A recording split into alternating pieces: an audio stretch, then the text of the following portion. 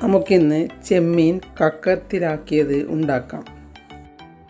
1/2 kilo ചെമ്മീൻ, 1/4 teaspoon മഞ്ഞൾപ്പൊടി, 1/2 teaspoon മുളക് പൊടി, ആവശ്യത്തിനുള്ള ഉപ്പും ചേർത്ത് നമുക്കിതൊന്ന് ഫ്രൈ ചെയ്തെടുക്കാം.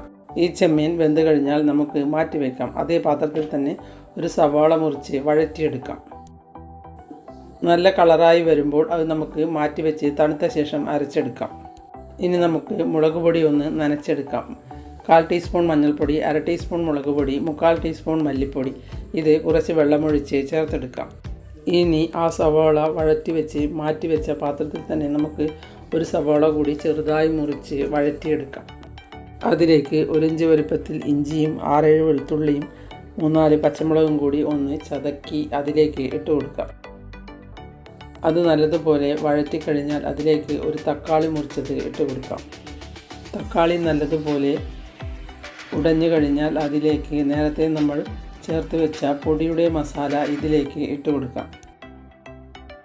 ഇങ്ങനെ ഉണ്ടാക്കുന്ന ചെമ്മീനിന് അപാര സ്വാദാണ്.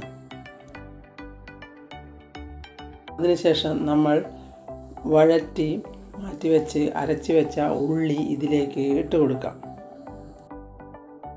ഫ്രൈ ചെയ്ത് വെച്ച ചെമ്മീനും ഇട്ട് കൊടുക്കാം.